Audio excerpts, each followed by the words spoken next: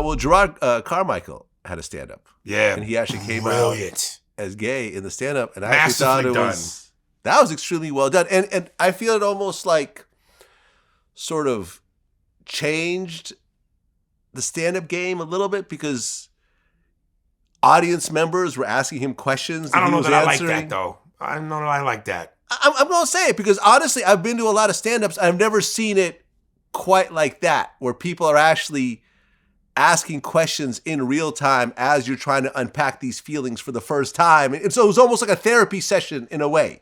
You see what I'm saying? Here's what I said on my podcast. I watched it and I went, okay, we know this is a comedy special. Mm-hmm. But when he came out, I went, and not that it changed it comedically, but I went, okay, this is comedy, but now it's starting to feel a little bit like therapy. Mm-hmm. Because he's coming out, people are asking questions. And I think the nature of, and let me just say before I make my point, I think that in terms of a style, if comedy was music and was a great music artist, Dave Chappelle is Miles Davis. His delivery, his flow, his cadence, he's smooth, he's sophisticated. All of what he embodies comedically is a Miles Davis. I think Jerrod Carmichael is like John Coltrane. They are two great jazz-like comedians. Dave, to me, is a little quicker, a little tougher, a little edgier. But just watching Carmichael and his natural flow, sitting in a chair, some of the physical pauses he would take, taking his time, his body becoming just as important in terms of his movements, his body language, trying to convey these messages physically, as well as through thought, mentally, pause, reflection. And it was interesting to watch, but it definitely felt at times way more therapeutic than comedic to me. Right. And I'm not trying to diminish the comedy. Right, which is why I said it kind of expanded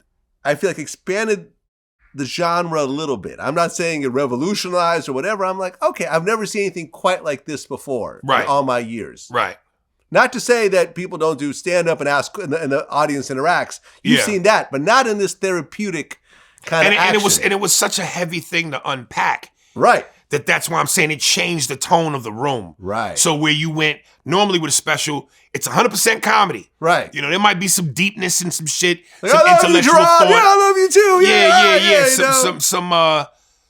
Some shit to make you think. Good comedy is supposed to make you feel uncomfortable and question and think and push you. But still that balance, even that is 80-20. Once he opened up, it felt like it went from 80-20 to 70-30. 70 more therapeutic, 30 comedy. Yeah, I mean, people compared it to Richard Pryor. I don't know that I'd do that. I think when he talked about how he burned himself and all this other type of stuff, I think that there was some similarities, but it was different because it wasn't, the audience was not talking to him. Well, not only that, that moment with Richard Pryor was just a quick moment in talking about it. Mm. If you're talking about him doing it when he did stand-up. Yeah. The rest was still heavily jokes. Yeah. Once Carmichael opened up, that's what I'm saying. It changed the tone. Yeah. The pacing was slower. It became more about, oh shit, this moment. Yeah, I agree.